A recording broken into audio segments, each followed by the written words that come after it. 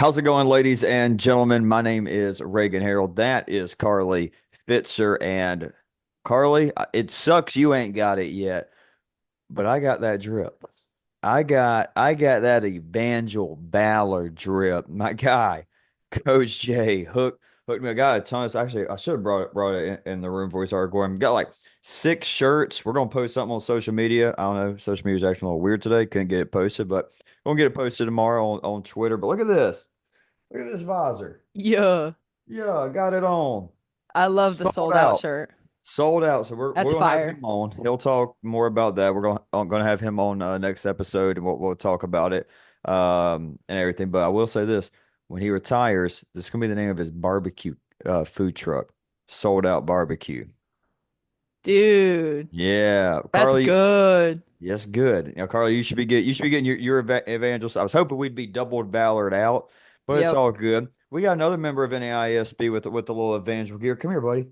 Come here. Come here. Come here. They hooked the boy Marsh up too. Put in the youth large. Gave him the youth large. Look at the boy. Oh my goodness. He Yeah. looked good. Yeah. Say go Valor. Go Valor. This angle of his head right now is like if you had zero point 0.5 in like real person. Hey boy. They're a good boy. Yeah. That's Oh a yeah. good looking guy. Low key dropped him. My bad.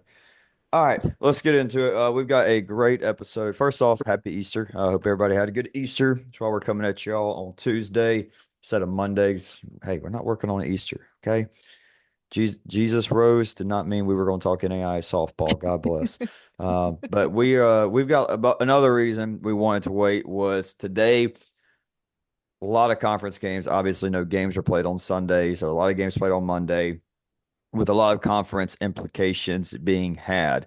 Uh, like Reinhardt. Reinhardt clinches the AAC today. 'Cause here's where we're going to start. We're going to start with all the close conference races, talk about some that are already over, just about over.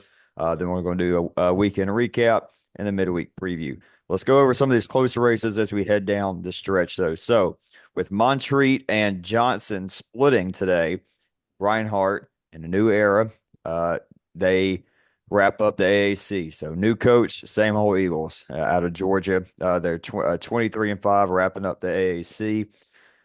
The Cascade. Oh, buddy, this is what we love to see. Now, odds are Southern Oregon's winning the Cascade. However, they got to go win at least one in LeGrand. And could you imagine? Oh, could you imagine if Southern Oregon rolls into Eastern Oregon and they lose that if they get swept in that first doubleheader, Mm, and chaos. then a winner take all Southern Oregon, Eastern Oregon. I'm just saying crazier things have happened. But you have Eastern Oregon and Oregon Tech sitting there 2 games back, both 20-4. Oregon Tech's got 4 against College of Idaho. Chicagoland, it's not over yet, but St. Xavier's 12-0, and they need to win 1 game out of either DH against Judson and Olivet Naz. Carly, I'm gonna say they get the job done. Yeah, I think it's pretty fair to say. Odds are. Crossroads, IWU is 26-4. Marion is 25-5. They just run rolled each other. I don't know, anything can happen there. Marion still got who's Marion? They got Taylor tomorrow. IWU has Bethel, so we'll see what happens there down the stretch. Northwestern is now 16-2. Midland is 14-5. Carly, when we go and talk about Northwestern and Midland later, I'm gonna pull up their schedules because we were waiting. Those literally just went final, like Hmm. right as we recorded. But Carly, here are the two. Here's a couple of the real fun ones. Heart of America coming down to the nitty gritty. So excited to go up there for that conference tournament next weekend. Central Methodist is 18-2. They have doubleheader tomorrow against Park and then a doubleheader at Baker. Park is sitting right there behind them. They have a doubleheader with Central Methodist and Baker. So still plenty of opportunity for Central Methodist. If they are able to take 2 against CMU, turns out just kind of turns into, hey, CMU's got to do better against Baker than Park does against Baker. Hmm. Pretty simple. But CMU Park tomorrow. Got to talk with Coach Derry before we got recording. Super proud of her girls. Proud of their wins this weekend. Got two big ones over Benedictine to put them in this situation. Sitting there waiting for chaos to potentially win the heart. You have Grandview, who is 16-4, and let's look at it. CMU and Park, or I mean CMU and Grandview are both tied at 16-4. Central Methodist has the tiebreaker over Grandview, but at 18-2. Some really tough games coming up this week and this weekend against Park and Baker. Grandview's got Peru and Clark. That should be 4 wins for Grandview. Absolutely some craziness could happen there. Um, and then Baker is 15-5. Obviously, they would need a lot of craziness to happen, but they would also need to sweep Central Methodist and sweep Benedictine. So the Heart wide open heading into it, but it looks like Central Methodist definitely the favorite. Casey, we told y'all. I Yep. mean, We've been saying it all year we long. we told y'all back in like late February, so like right before conference play was start, or it was probably about like early mid March, so like a week or two into conference play. KCAC is going to be wild. Here's what we got going down the final stretch. Friends is 19-4. They have a doubleheader at Avila. Evangel, yes, sir. Evangel sitting 18-4. They have a doubleheader against St. Mary and Oklahoma Wesleyan. Oakwoo, they have got obviously the doubleheader with Evangel, and then another doubleheader with McPherson. Both teams 18-4, so literally a half game back of Friends. Avila is 16-6 with that doubleheader against Friends. Ottawa is 17-7 with a doubleheader at Southwestern, and Sterling didn't know y'all had a fan base like that. This NAISB Yeah. All Stars, it may have some Sterling players on it. By the way, we're sitting at almost 1,200 ballots casted for the NAISB All Stars, and they're good. I'm gonna leave it at that, but I will also. It's gonna be revealed Friday. I'm not giving any more spoilers. A lot of KCAC on there. I'll leave it at that. A lot of KCAC and Team West. Team East is pretty open. Carly, probably the most fun one, and credit to you. Credit to you I mean, you nailed the North Star. You freaking nailed the North Star this Yep. year. It comes down to this. Dickinson State has a half game lead on Jamestown. They play 4 games this weekend. Winner take all. That's gonna be a banger. How about North Star? No Bellevue looking there at the end. That's Yeah. crazy. Sun Conference. So St. Thomas won it this weekend. You look at and you'll look at the schedule and you'll see the 3 games against Ave. We're not going into any details. If you know, you know, with the Ave Maria situation, very, very unfortunate with everything there. But that's going to be 3 forfeit wins for St. Thomas. They did what they needed to do. They won 1 game against Southeastern. Those 2 games the Southeastern won were big because at least they have the tiebreaker against Kaiser, as they are both 17-4 heading into the final weekend. So it's a little determination because I'm looking at the Sun Conference right now. I'm gonna tell y'all something.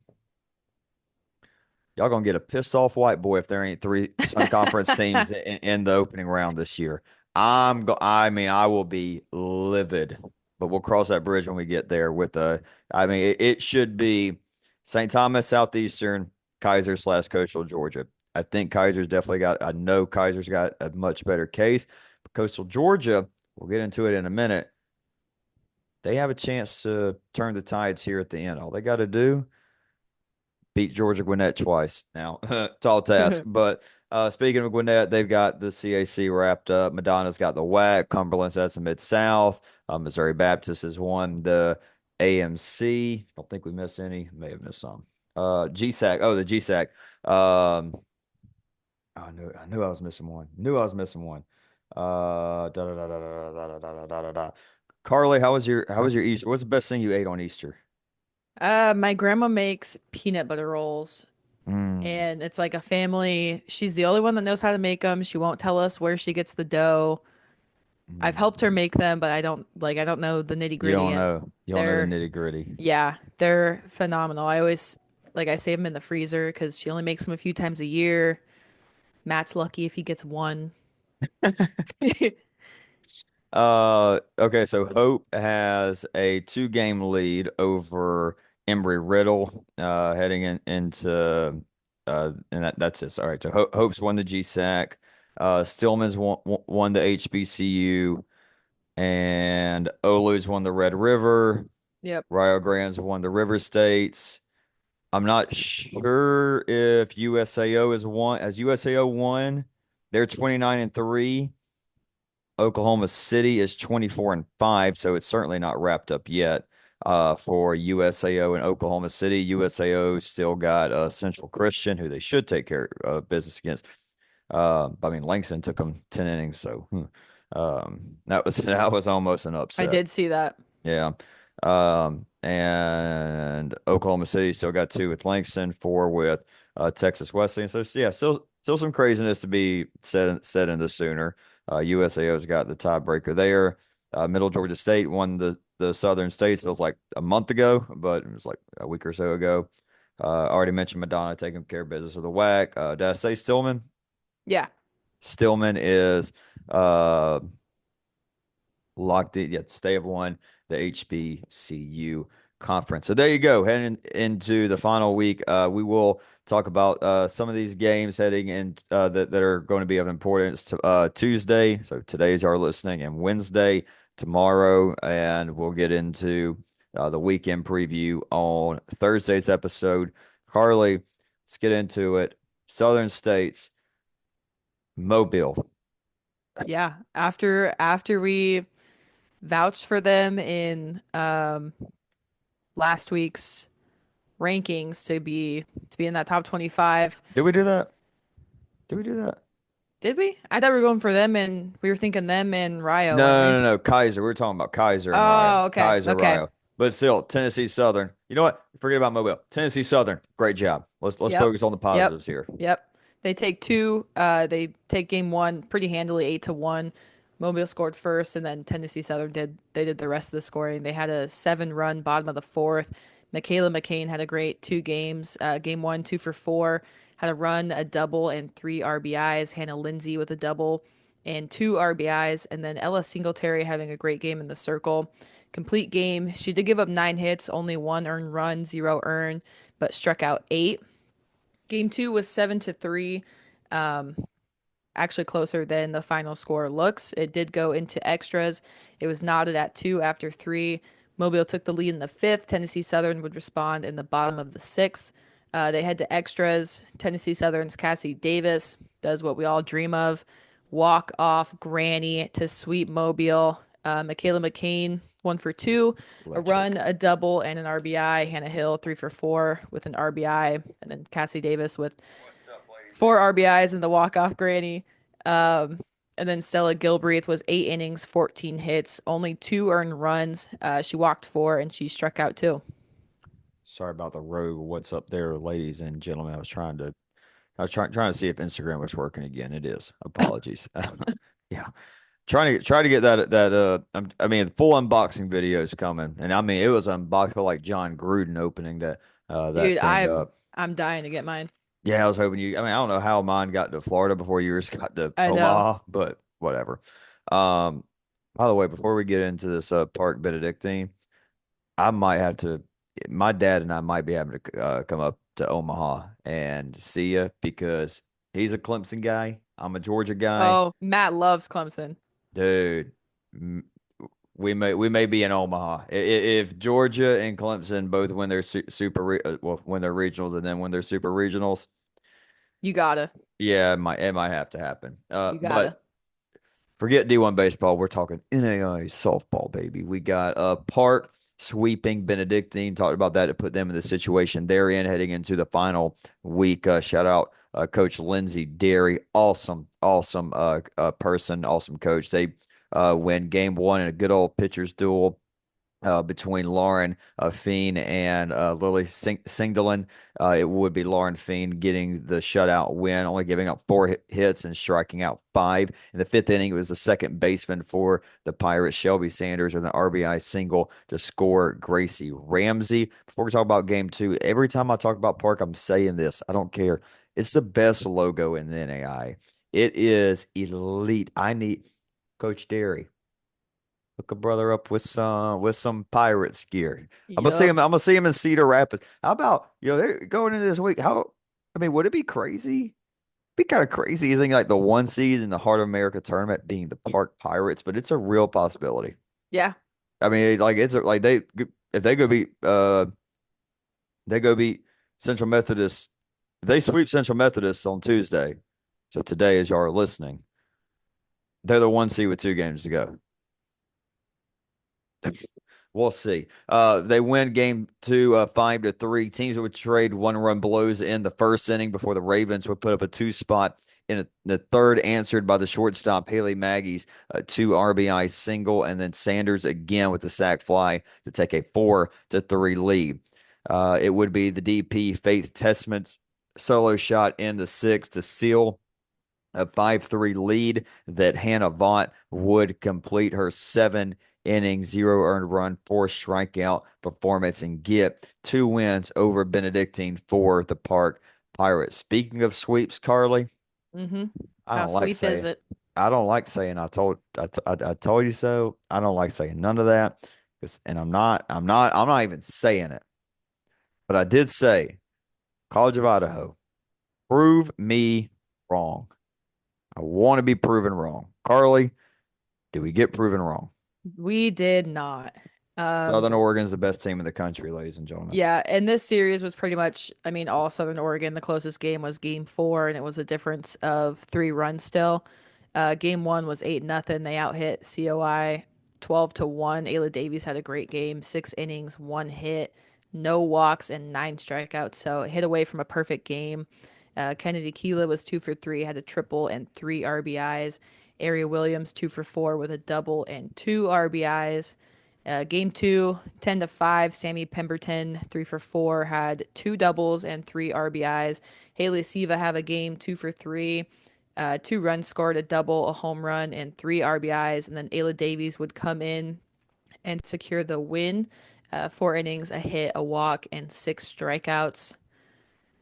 Game three, 5-2. Brooke Nordahl, a home run, 2 RBIs. Vanessa Lang, 2 for 3, triple, an RBI. Ayla Davies again, 7 innings, 4 hits, giving up just 2 earned runs and striking out 9. And then game four, a little bit of a closer one, 8-5. It was tied after 5, and then Southern Oregon would bust it open bottom of the sixth. They score 3.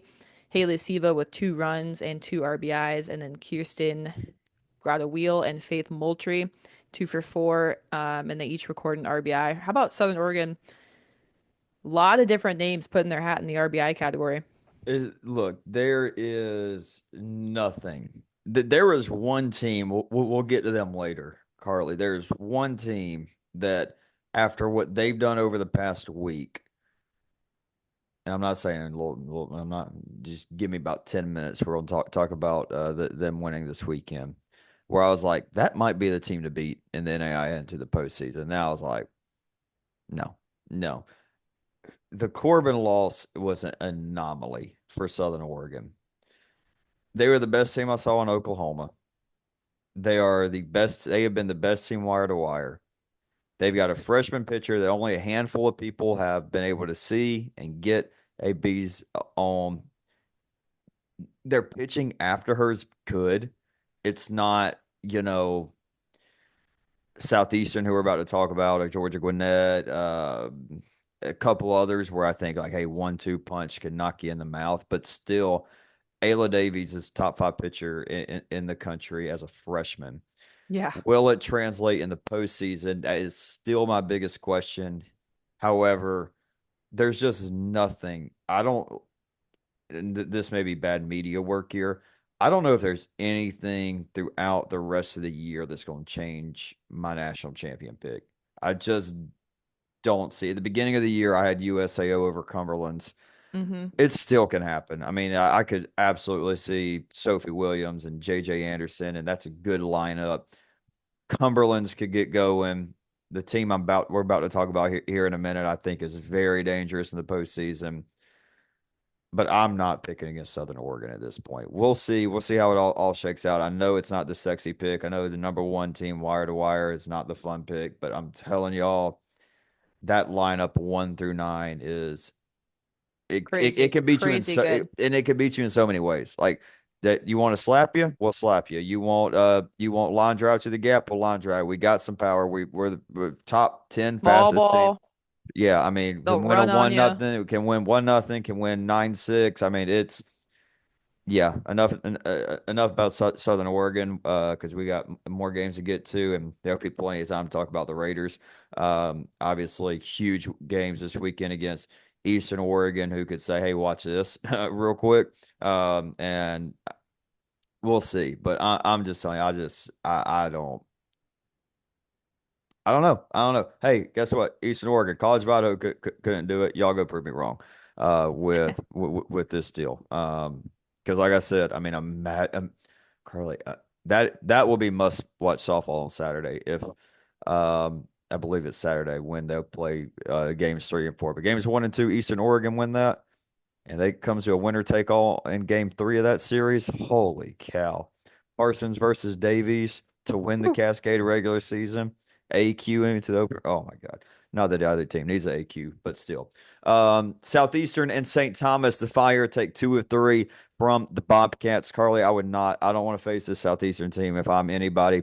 They have got two legit pitchers, Maria Zelenka. Now, I'll tell you what, not only that, it's two sophomore pitchers. Maria Zelenka, absolutely phenomenal game 1. So coming into this series, Southeastern knew that they had to sweep. St. Thomas knew they only needed one to wrap up the Sun Conference. Game 1, Maria Zelenka in the circle. Carly, she's got her ERA 5 points above 1.05 ERA after this weekend. 7 strikeouts in the 5-hit complete game, where she gave up the 1 run. Southeastern struck first with a Riley McKinney double to score Ella Brooks. St. Thomas would tie the game in the second before the Fire answered back on an RBI single from Nicole Wasserstrom to score Haley Bradley. Or yeah, to score Haley Bradley. And then no apologies. Haley Bradley scored Cassie Moore on a fielder's choice. That's what happens when I write shorthand. Um, but still, they win 3-1 behind Maria Zelenka. Didn't they? They just needed the second one, anyways. Zelenka, phenomenal in the circle. St. Thomas would get the job done and win the Sun Conference regular season in game 2, winning 5-4. Teams would trade 1 run first and third innings before Victoria Navarro's 2 RBI double and Natalie Kopakova's single made it 5-4. Cassidy Moore would add a 2 RBI single to make it 5-4, but Anna Toon would hold on in her 3 innings out of the bullpen, set up a game 3 that was important as in the Sun Conference because if St. Thomas won that, Kaiser would jump Southeastern in the standings, but Southeastern was able to hold on to a 1-0 win where Leah Gonzalez provided a sac fly to score Haley Bradley in the 6th inning. And again, Zelenka, a complete game, 2-hitter, 5 strikeouts, no walks. Very, very impressive. They still have Eden Playa, who is legit in the circle. Ton of speed. Brooks, Cunningham, good pop with Riley and Leah in the middle of that lineup. Cassidy Moore is an all-around good player. Lauren Seckinger's a legit third baseman. This is a scary, scary team that I think everybody in the Sun Conference feels disrespected, and they should. I think the Sun Conference has been very poorly represented in the polls this year. In both polls, I think the Sun Conference has been poorly represented in our polls just as much as it's been in the coaches poll. It is what it is, but we'll see. Hopefully, the good old Sun Conference proves everybody wrong. All I know is 3 teams better be in the opening round when it's all said and done. Carly, let's head from Florida to California. Yeah, cross country. Westcliff sweeps Hope International in a couple games. Game 1 was 3-2 Hope International would score two in the second, and then Westcliff would tie it in the bottom of the sixth behind Alyssa Patlin triple. Bottom of the seventh, Bailey Wallace would double to walk it off. Patlin would finish 2 for 3 with a triple and two RBIs. Wallace 2 for 4 with a double and an RBI. And then Madison Mendez in the circle, complete game, 8 hits, 2 earned runs. She walked two and struck out four. Game two, another nail biter, 5-4. Westcliff again. They come from behind. They score three in the bottom of the seventh. Sienna St. Vincent, 2 for 4 with a double and two RBIs, and then Iaria Ramirez and Jesselyn Villicana, they each record an RBI, and then Madison Mendez again, complete game, 7 innings, 7 hits, 4 earned runs. Let's meet in the middle. Let's go up to the Hoosier State, Indiana. Carly, this was maybe the most Marion, Indiana Wesleyan doubleheader of all Yeah. time. When I I was mean, looking at the scoreboard and I saw the first one pop up with the Marion run roll, I was like, oh God, what happened game two? And then I would yeah, flip the script.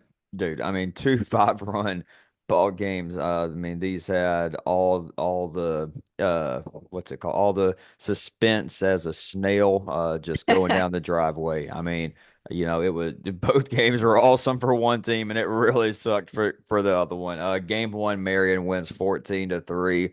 They have 14 hits. Iwu puts up three errors. Left fielder Abby Hoffman goes 2 for 3 with five RBIs and a double. Catcher Grace Meyer 2 for 4, 2 runs and a triple. Right fielder Jenna Minix 2 for 3, double RBI. And the shortstop Allie Malone, pair of doubles, pair of hits, pair of run scores. Olivia Stunkel improves to 20-0 on the year in the 5 innings. Just gave up 4 hits, no walks, no runs, and 6 strikeouts. And yeah, like you said, Iwu flips the script in game two, run ruling Marion in 5 innings, 11-2. This time it was Marion's turn to have multiple errors. They have two, and Iwu puts up 12 hits. How about this from the 1, 2, 3 in their lineup? Shortstop Whitney Waddell goes 3 for 4, scores 3 runs. Then you have a two-hole center fielder Morgan Yeater going 3 for 3, 4 runs, 2 stolen bases. And then probably the most impressive stat line I have seen so far in Oh, a single game this year. The three-hole left fielder Abby Harvey, 4 for 4, two doubles, a home run, and 9 ribeye steaks put on the grill from Abby Harvey. Holy cow, that is that's pretty. crazy. That's not a bad day at the ballpark. Nah. No, I mean some people are happy if that's like their stats for a month. She just does it in she does it in like three ABs. Carly, let's head down to the KCAC. Let's talk about a couple of teams we haven't talked a whole lot about in that, or at least one team we haven't talked a whole lot Yeah. about in that conference. Yeah. Sterling making things a little bit interesting in the KCAC. They split with Oakwu, Oklahoma Wesleyan. Game one was 11-4. Sterling would take it. Desiree Perales was 4 for 5 with two hits. Wait, 2 runs. Um, that would make more sense. A triple, a home run, and 4 RBIs. Mariah Cunningham 4 for 5 with 2 runs, a double, a home run, and 4 RBIs herself. Mackenzie Vielander complete game, giving up 8 hits and striking out three. Game two, Oklahoma Wesleyan would turn it around. They take it 8-2. They record 18 hits as a team. Reagan Rector 3 for 4 with a double, a home run, and 2 RBIs. Jessica Watson 2 for 4 with a double and 3 RBIs. And then Sage Lovell, complete game, 5 hits, only 1 earned run, and she struck out and walked a pair.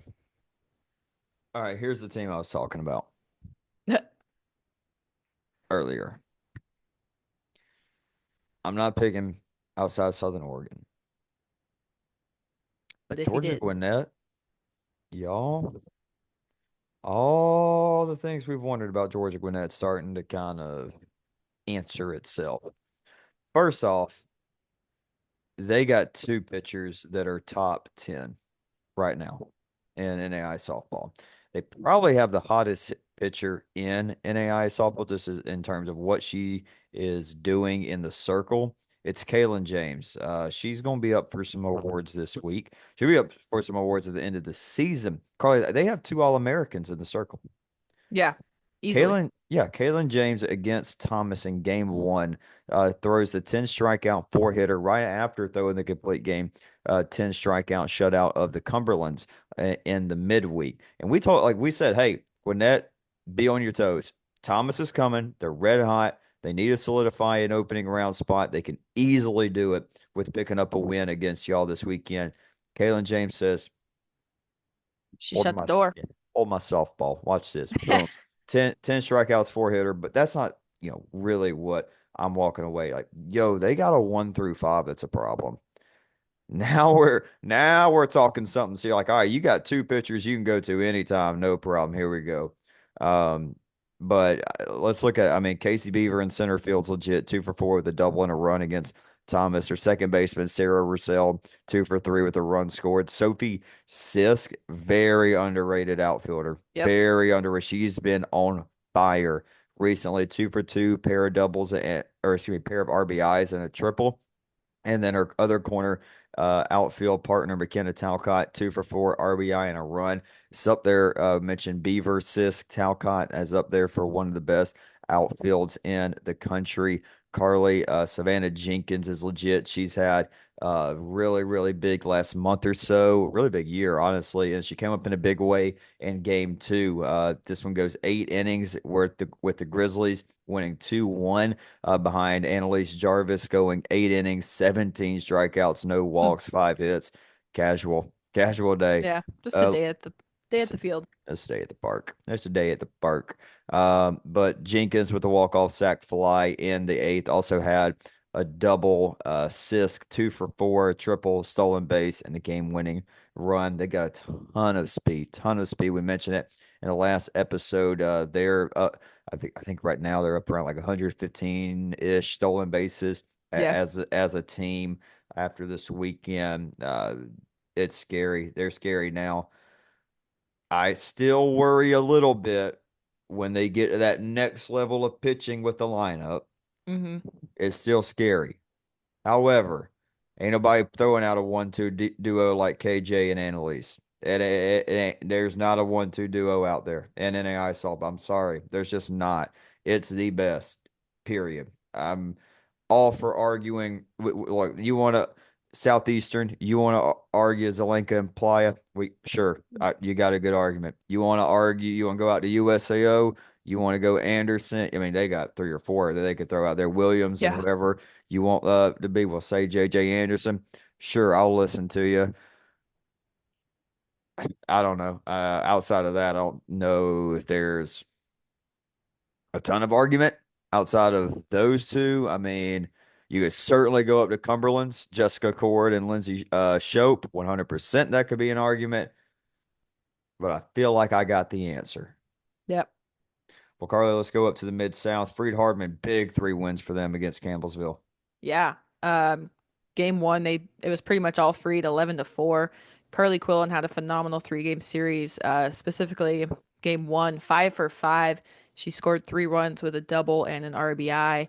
Malia Hardy was 2 for 5 with a run, a home run, and 3 RBIs. Chloe Carter adds to it with 2 hits and 2 RBIs. And then Kylie Brown in the circle, complete game, 7 hits, 3 earned runs, and striking out 5. Game two, a little bit more fun, 6-4, down 2-4. Freed Hardman scored 4 in the bottom of the seventh. A triple from Kusar and a single from Messler ties it. And then catcher Grayson Mayo calls ball game with a 2-run shot to walk it off. She finishes the game 2 for 4 with the home run and 3 RBIs. Brenly Kusar 2 for 4, a triple and an RBI. And then game three, 5-1, Carly Quillen again. She's got a triple and 2 RBIs. Kirsten Messler, home run, 2 RBIs, and a run scored. And then Kylie Brown getting it done in the circle again. 7 innings, 8 hits, 0 earned runs, only striking out 1. So solid defensive game for Freed Hardman behind her in game three. Before we talk about our next games, this podcast is sponsored by Magna, our friends at Magna. Carly, I'm drinking mine So you I'm got on it. yours? You got I'm on yours? it. I'm Look drinking at it right there. now. Look at Yep. me. I'm Hey, I'm gonna have to order more soon. dude, this little sample box, I'm running out. I'm starting to run out. This thing was like full to the brim. I had like 40 in here. I was I'm gonna say running they out. really do. They give you a lot of packets. They give you a ton of packets. 30, like this is we have 30 servings right there. I'm taking it just about every day. It is phenomenal, honestly, like really good stuff. You are going to see us drinking it all during the postseason. We'll throw out some free samples. Carly's, I'm supposed to be getting some more free samples coming in. Actually, of a new flavor that they're about to drop. Oh, Waiting to what? see. I don't know yet. I don't know. They haven't Okay. even told me. I hope it's not banana. I'm curious. I think they got fun flavors like apple They juice. do. They do. I That's mean, look, great. look, apple juice, mint lemonade, that is mine and Carly's personal favorite. Watermelon lime, lemon lime, icy lemonade, phenomenal stuff. Magna is the world's first triple magnesium electrolyte powder. 75% of us are deficient in magnesium, but magnesium is the most important mineral in our bodies. Carly and I were two of those in the 75 percent. We're feeling better. It's I don't know about you. I've slimmed up a little bit. I I mean, feel I feel I skinny. I'm less bloated. I feel bonita. I feel bonita or bonito. Oh God. But seriously, it combines three forms of electrolyte to unlock greater focus, energy, and recovery. The three types of magnesium: magnesium one, threonite for focus, magnesium malate for natural energy, and magnesium glycinate for recovery. Plus the electrolytes for maximum hydration. Y'all, it's getting into the postseason. It's getting hot. You have no idea what you're about to get some spin. You could be up in Michigan right now. You're about to go play your opening round down in Texas. It's hot. You need your magnesium. You need your electrolytes. How do you get it? Go to drinkmagna.com. That is drink, MAGNA.com, and get your order. Use code NAIASB15 for 15% off and helps the podcast a little bit. So go do that. We'll attach the link in You know the what? YouTube description. You know what flavor I could go for? What you got? Grape. Oh, I love me some oh. grape. Let me see. Here's what they said about the new flavor. It said we're so excited to be launching a new flavor in a few weeks. Hint, it's tangy, juicy, lush, and vibrant. Mm. That's my guesses. That sounds like grape to me. Or I don't know. something orange maybe? Ooh, they do like their citrus. They do. We'll see. I'll tell you what I like. I like seeing good games. I like seeing good games. We had two Yep. good games between Johnson and Montreat. So Johnson wins the first one 7-1. That kept them in the hunt for another couple hours in the AAC. Madison Thacker Wolf. If there wasn't a girl named Ayla Davies, Madison Thacker Wolf had a great case for freshman of the year in the NAIA. She goes 3 for 3 with 5 RBIs. A grand slam in the sixth inning would break the game open. It was only 3-1 before that, so it was a really good game. The shortstop 9 hole, Madison Hood went 2 for 3 with the stolen base and a run scored. Lindy Weber in the circle, 7 innings, complete game, gave up 5 hits, struck out 5 in the 7-1 win. Reinhardt Eagles were big Montreat Cavaliers fans in game two, and they won. Big Cavs. Johnson would jump in front 2-0 before Montreat would put up a 3 spot in the second, added another in the fourth. First baseman Maggie Knight went 2 for 2. Shortstop Dayton Kell 2 for 3 with an RBI, and the right fielder Abigail White 1 for 3 with an RBI. Carly, let's head up to your conference. Your favorite rivalry in NAIA softball. They did not disappoint. Yeah. And Marsh's pick of the week. I mean, he Another one got from it. Marsh. He's right, right? He got Northwestern. He got Northwestern, and like we said, we're done with the tie. So Yep. you win Game game one, one. that's it. Game one. Yeah. And again, you got a problem with the argue with Bruce Lennington, the reigning coach of the year. Yep. And national champion. I mean, yeah. But anyways, game one was Northwestern 3-2. I watched a little bit of this one. It was pretty darn good. Top of the first, Sydney Jacobs, first AB of the game for Northwestern. She gets a solo shot to left to get it going for the Raiders. Jory Hodgek would follow suit in the second with a solo shot of her own. Scoreless again until the fourth. Freshman Alexis Shepard from Midland would shoot one over the left field fence to tie things up 2-2. And then bottom of the sixth, Chloe Gallegos would single to bring in what would be the difference in game one. Only 6 hits between both teams. Midland only recording 2 on their end. Kate Kralik would get the win in the circle. 7 innings or 6 innings, 2 hits, 2 earned runs, and 4 strikeouts. Game two, Midland would find a way to salvage the split. They take it 5-1, scoreless until the fourth. Midland would strike first and then hold on for the lead the rest of that. Sophomore J.C. Reimers 2 for 4 with 4 RBIs. Maddie Reiling 2 for 4 with 2 runs and an RBI. And then Peyton Kohler getting it done in the circle. Complete game, 7 hits, 1 earned run, and then striking out and walking a pair. All right, now for a little bit shorter version of our midweek preview. Obviously, just going to be talking about some games Tuesday and Wednesday before we have a mega preview for the weekend on the next episode. Carly, big games, big non-conference games. Before we get do some important conference games out in the middle of our great country, over in the Peach State, Georgia Gwinnett heading to Coastal Georgia, Brunswick, Georgia, playing to everything on the table here for Coastal Georgia. They need two big wins. They get two big wins that would give them a great push to getting an at-large spot and building their resume. However, they're going to be going up against two of the best pitchers in NAIA softball. Carly, if you combined Annalise and KJ's ERA right now, you would get a whopping, let's tally it up. You would get a whopping 1.65 ERA. You got Jarvis with a .77. She is 17-2 in 136 innings. She has 199 strikeouts. James a .88 ERA, 14-3 in 103 innings. She has 116 strikeouts. Like we mentioned earlier, good bats, very fast. Casey Beaver right now batting 375, 26 for 28 swiping bags. Sophie Sisk has 7 doubles and 6 triples, leading the team with 27 RBIs. Right behind her, the DP Savannah Jenkins batting 329 with 3 home runs, leading the team in that category. I was just off, by the way. I said they had about 115 stolen bases on the year. They're up to 120. They've only been caught 15 times. It's an elite team. Fielding wise, they're fielding at a 97% click. So tall task for a young Coastal Georgia squad. Yeah. Looking at the lineup, Riley Mills leads the way for them. Definitely one of the better two-way players that we have in NAISB. She's hitting 391. She's got 14 doubles on the year, leads the team in RBIs with 38. Um, Caitlin Carolino is hitting 311 on the year. She has a team high 15 of 16 in stolen bases. She's got 19 RBIs and 7 doubles.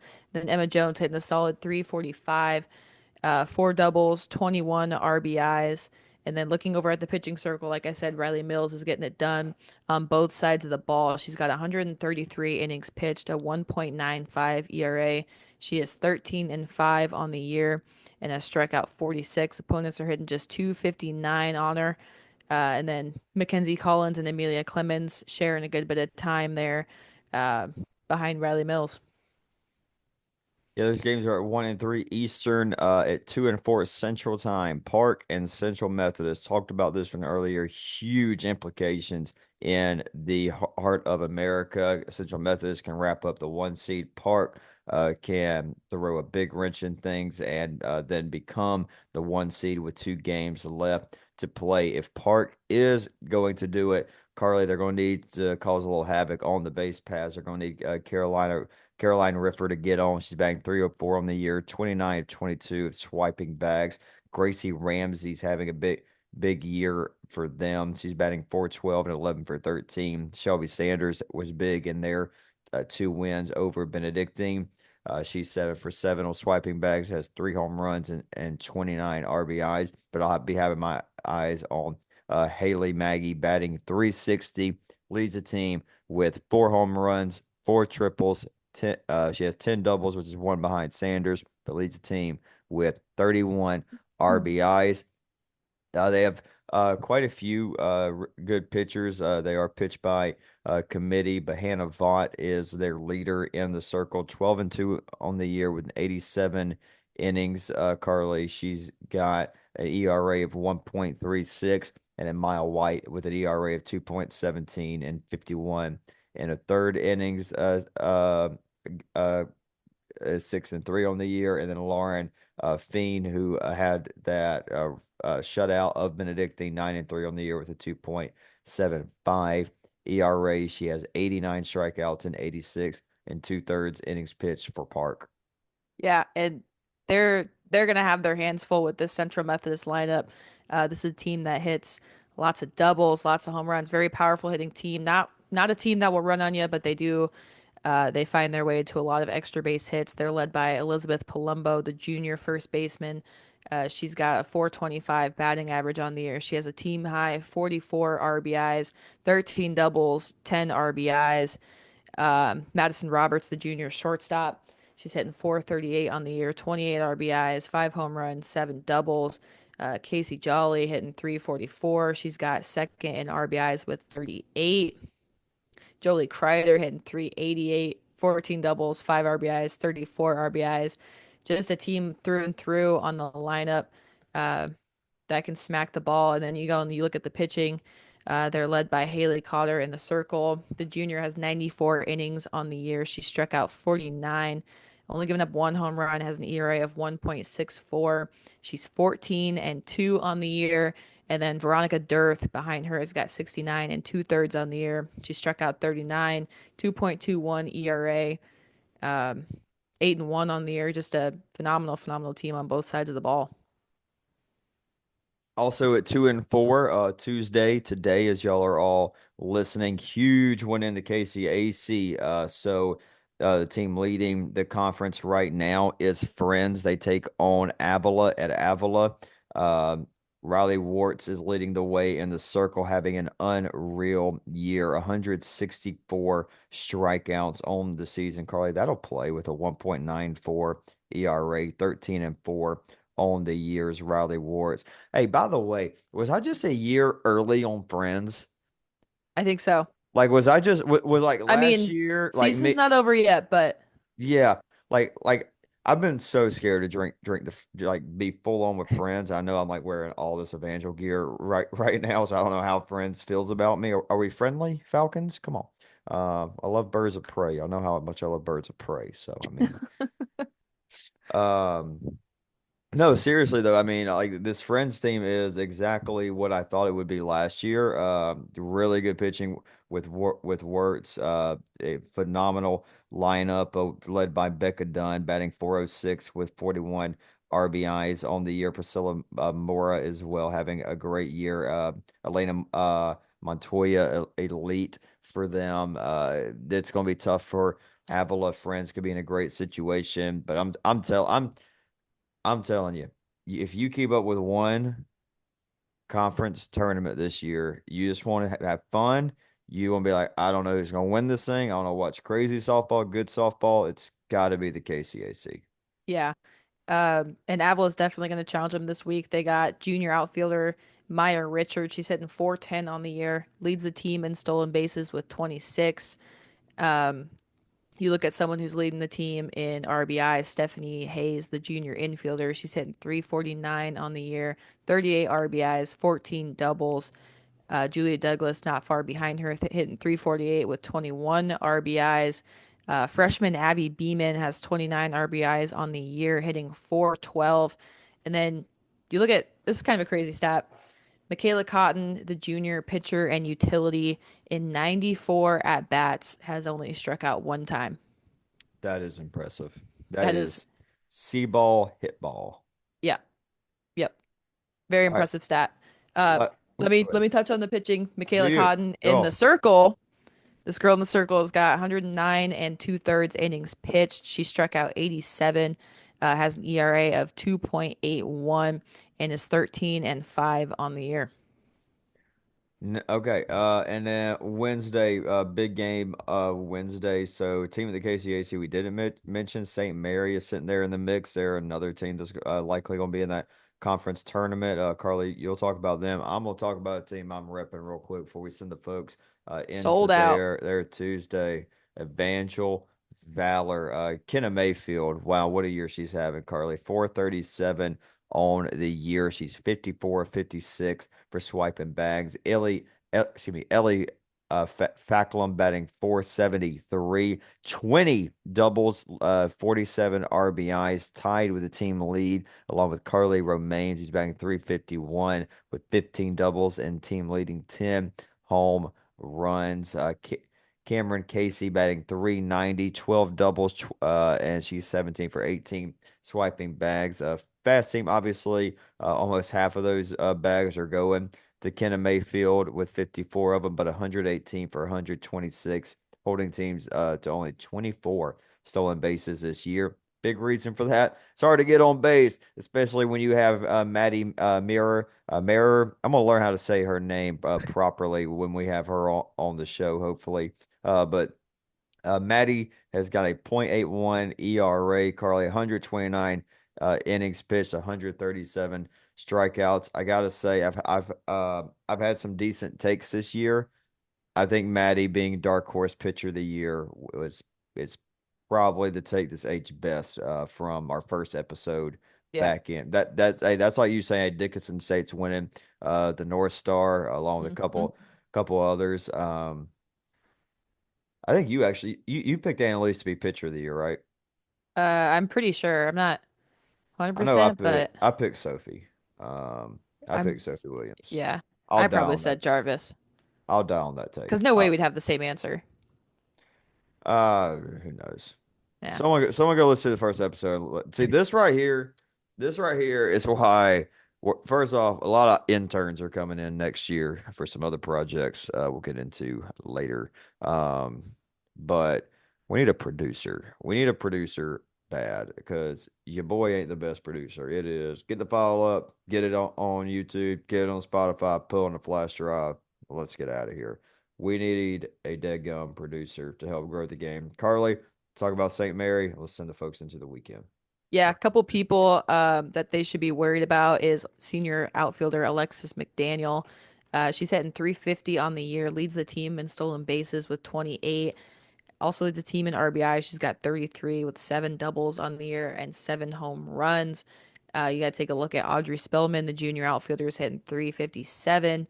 Only eight stolen bases on the year, but seven doubles and 17 RBIs.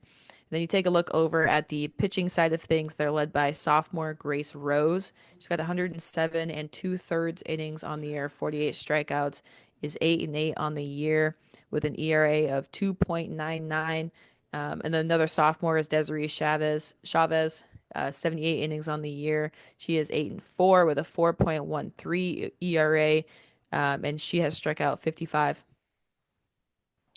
All right, y'all, it's the last week of the regular season. Wow, the season has flown by. For Great real. stuff. Great stuff. Yeah, it all makes sense. I mean, yeah, it was episode 23. Thursday will be episode 24, and so yeah, that's about right. And then it'll be postseason time. We'll talk about schedule heading into the postseason. I'm gonna say what it will most likely look like. I'm thinking, Carly, is next week we keep our two episodes for sure, and we just kind of split into kind of two different conference tournament preview episodes pretty much. Hmm. And then let's see, what's the other housekeeping thing? Oh, probably should have said this earlier. Oh, we did. We mentioned it. The NAISB All Stars will be Yep. announced Friday at probably early Friday afternoon. Early Friday afternoon is what we're shooting for. Voting will be done Wednesday. We'll get with SIDs and stuff so we get pictures and everything on Thursday. But yeah, hey, Wednesday, noon Central Time is when the deadline is. So get them votes in, get them in, get them in, get them in. There's not one that's a runaway. Last year we had a couple runaways. Everything's close. Like from like everything like one through like five, six, seven in there, it's close. Anybody can win these things. It's been back and forth. I will say this, friends, you've done a good job. Sterling's done a good job. Madonna, Middle Georgia State. Those are the four kind of off the top of my mind. I've definitely seen a lot, but a lot of time left. Share, share, share. Vote, vote, vote. Have a wonderful, wonderful, wonderful Tuesday. We'll see y'all on Thursday.